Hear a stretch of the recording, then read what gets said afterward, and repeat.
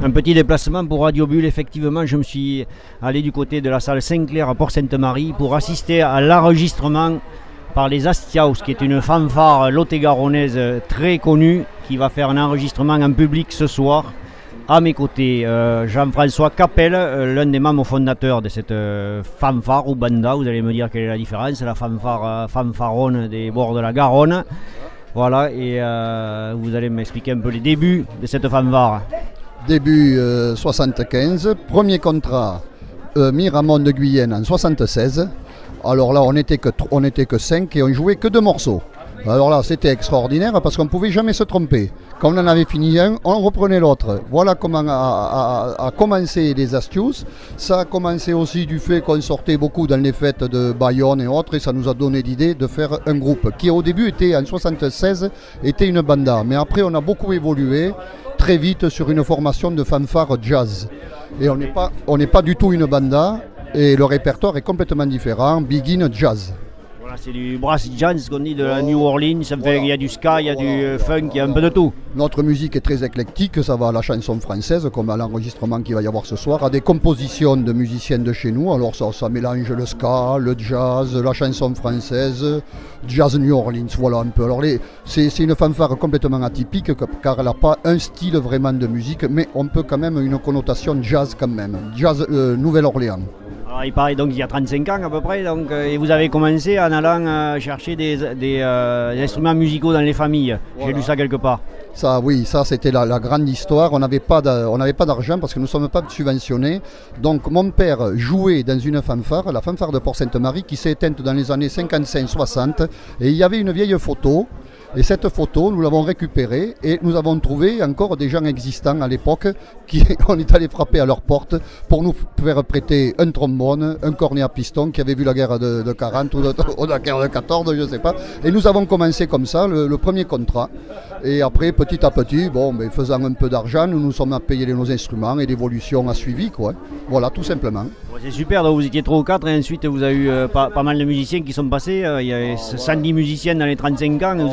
Vous êtes combien à peu près à chaque sortie? Là, à chaque sortie, on est un effectif de 24 au complet, mais on sort entre 15 et 18 à chaque fois, à peu près, mais pas plus. Mais il y a d'excellents musiciens à l'heure actuelle, parce qu'il y a quelques professionnels, mais ce sont des gens qui viennent jouer avec nous depuis 25 ans. Ce ne sont pas des gens qu'on prend comme ça. Ce sont des gens qui ont commencé avec nous, qui, puis vu leur talent, en ont fait leur métier, quoi. Vous n'êtes pas passé professionnel, ou il y en a, la plupart d'entre vous ne sont pas passés professionnels. Non, moi je suis un petit agriculteur de Saint-Laurent, horticulteur, et comme je dis souvent, quand tu es propriétaire, t'es rien. Ou pas grand-chose. Donc il y a eu une évolution musicale ensuite avec les banjos et le sous-bassophone. Voilà. Alors nous on avait très vite compris que cette musique qu'on devait jouer devait s'articuler autour d'une rythmique. On n'avait pas de rythmique à l'époque, alors on a incorporé banjo, on a incorporé un souba et toute une partie rythmique qui nous a permis d'aller voir un peu autre chose, quoi, d'évoluer vraiment dans la musique, quoi. Et par l'apport de musiciens qui vraiment étaient compétents, nous ont amené tout leur savoir et nous ont amené, d'ailleurs celui qui nous fait répéter, Gilles Giraudot, est un professionnel qui joue avec nous depuis 25 ans, quoi. Alors beaucoup d'humour, de convivialité, d'amitié, voilà, aussi, et l'esprit, non? Voilà, les Astius c'est un état d'esprit, c'était d'abord une grande famille, on sort énormément, on a fait pas mal de pays d'Europe. Et puis le plaisir de se rencontrer, les Astius n'ont jamais révolutionné la musique, ça se saurait. Oh, ça un peu quand même, dans le coin au moins. Comme je dis souvent, les Astius, ça joue mal, mais nous, on le sait. Voilà, alors après, c'est sûr qu'il y a une évolution du fait de ces musiciens, on a évolué extrêmement vite vers autre chose, vers une qualité musicale malgré tout, qui est reconnue, parce qu'on joue quand même 25-30 fois par an, c'est quand même pas mal. Et puis l'état d'esprit des Astius, ça c'est important, l'amitié, la convivialité, la fraternité, mais il faut quand même dire que je dirige ça depuis 40 ans. Vous êtes chef, quoi. C'est sur un principe simple, la démocratie dirigée, la dictature assouplie. Ils peuvent avoir une opinion, ils peuvent l'exprimer, mais ça ne m'intéresse pas. Voilà. C'est vous qui commandez. Voilà. Il n'y a pas eu de putsch, rien. Vous avez réussi à tenir quand même. Ouais. Comment vous avez fait? Avec beaucoup d'amitié et avec une ouverture d'esprit énorme, mais voilà, ce sont tous des bons gars adorables qui ont le plaisir de se retrouver ensemble, voilà. Voilà les Astius. Voilà, Et puis vous êtes parti, donc la notoriété tout de suite est arrivée. Au bout de quelques années, vous êtes même allé à l'international. L'Écosse, l'Irlande, la Grèce, les Pays-Bas et même l'ex-Yougoslavie. Oui, on a fait la Yougoslavie, on a fait le festival de jazz de Corinthe, on a fait énormément de sorties à l'étranger, ouais, mais c'est ça qui est chouette. Mais les astuces, ce n'est pas que la musique, il y a de la tchatch. Alors des fois, on ne se fait pas que des amis, parce que bon, c'est de l'improvisation, ça va quand même des fois un peu loin, mais c'est ça, quoi. Les astuces, c'est pas que de la musique. Il faut qu'il y ait cet amalgame entre le parler, le raconter des histoires, c'est que de l'improvisation. Alors des fois, ça peut être très bien, des fois, ça peut être moyen, mais c'est la marque de fabrique des astuces. Pas que de la musique. C'est un amalgame entre tout ce savoir qu'on fait depuis des années, et puis on a la chance d'avoir les gars pour le faire, quoi. Voilà, on nous appelle l'effet Tarfélé aussi quelquefois. Oui, on nous appelle de tous les noms. Mais on est là. 40 ans après, on est là. Alors quand même. Ouais, c'est assez extraordinaire. Et en plus, ce soir, on est venu parce que c'est l'enregistrement, c'est un 4e CD. Voilà. Un opus, vous m'avez dit, c'est ça? Voilà, c'est ça. Quatrième opus. Le premier, c'était une cassette enregistrée à Polygone. Les deux autres CD ont été enregistrés au Florida, d'ailleurs que je dois remercier parce qu'ils nous ont vraiment aidés. Et le quatrième, comme ça sera peut-être le dernier, on le fait chez nous. Parce que 40 ans quand même, on aura fait une belle partie. On a fêté nos 15 ans à Saint-Laurent en 2015. Ça sera vraiment le sommet de notre histoire et après on verra bien. Vous dites ça à chaque fois et puis finalement vous êtes tout le temps là. Vous êtes tout le temps là. Mais attends, on n'est pas junior. Hein. Quand je vois les succès au festival de Luxé, à Garonnacho, voilà, c'est extraordinaire. Albas, j'ai vu aussi qui vous demandait à chaque fois. Oui, on a la chance d'avoir beaucoup de propositions. Ça nous permet de les trier, d'aller où on veut. Et comme on ne défile pas, alors on joue dans des festivals et autres, c'est ça qui est chouette, quoi. Voilà. Et la dernière question, bon, derrière toute cette fête, convivialité, etc., je suppose qu'il y a beaucoup de boulot aussi quand même, parce que pour préparer des CD, même sûrement un peu de stress pour ce soir, puisqu'il y a l'enregistrement en public, mais bon, il y a beaucoup de boulot pour préparer toutes ces sorties de festival, une trentaine par an. Quoi. Voilà, il y a une très grosse organisation, mais nous avons l'habitude. On est entouré de gens qui nous aident de partout, parce que bon, je pense que voilà, comme je dis encore, c'est une grande famille qui rassemble des mondes de tous bords, c'est très éclectique et c'est ça qui est sympa. Et le 4e CD, ça sera l'aboutissement de nos 40 ans et après on verra. Et un dernier mot, au niveau amitié, vous avez invité les Armagnacs, donc en première partie, parce que vous passez en guest star. Les Armagnacs, 35 ans qu'on se côtoie, deux musiques complètement différentes, mais liées d'une grande amitié. C'est ça qui est chouette, ils sont venus par amitié, nous allons jouer chez eux par amitié. Eux, ils jouent du passo-doble, nous autre chose, mais la musique nous réunit. Voilà. Bon, on va vous suivre, là c'est bien parti, ça a l'air d'être bien parti. Hein. Oui, je pense, on verra bien ce soir, je vous dirai ça vers 11h.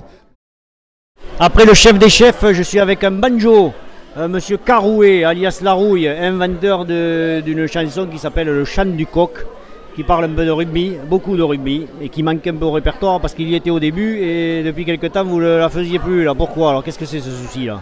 On ne la faisait plus parce que parce qu'on est caractériel et parce que ça c'est vrai, voilà. Constaté. Bon. Est-ce qu'il va y avoir une bonne entrée mêlée là tout à l'heure parce que l'enregistrement va commencer là? Ouais, bon, on va essayer, on va se le faire à l'ancienne.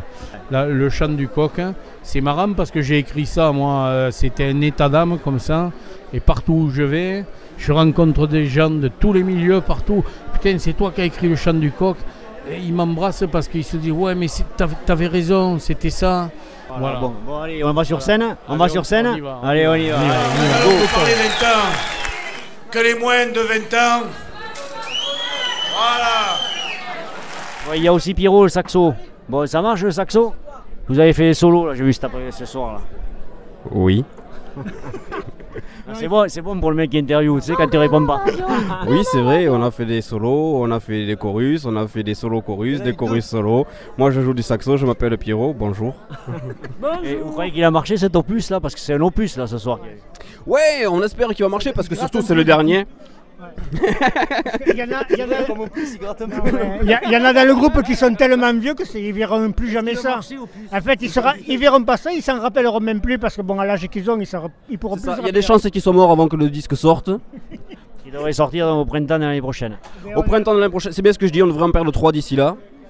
Donc forcément, ce sera un titre posthume. Au bal posthumé.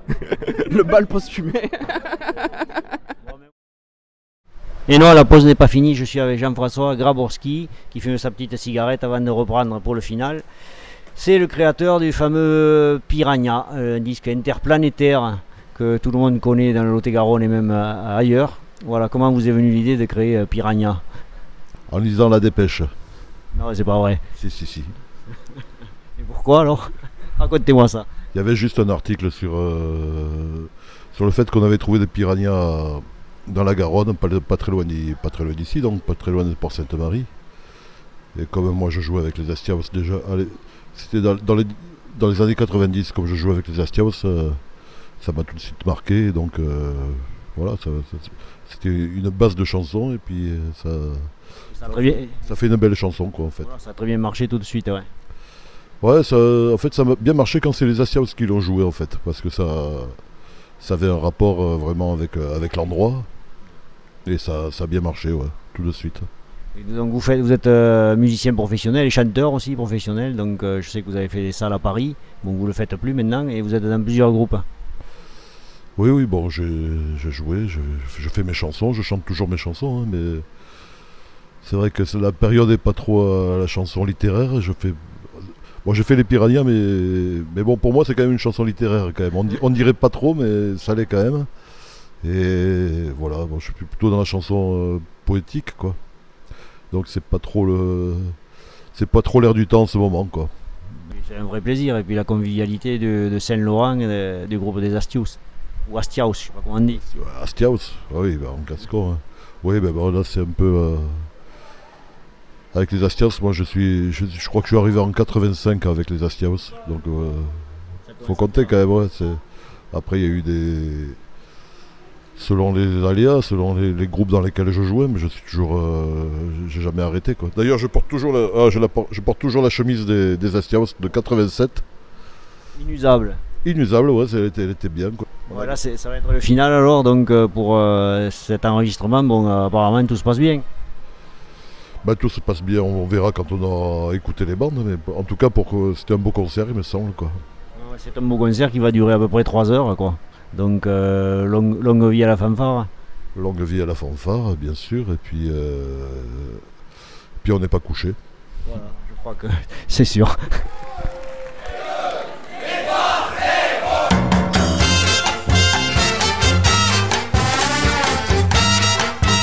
Merci les Astiaos et Yves Pernon pour ce moment de convivialité. Les musiques diffusées dans ce magazine sont issues de l'album des Astiaos. Merci cher ami, enregistré en 2000. C'est ainsi que s'achève ce magazine. À la semaine prochaine.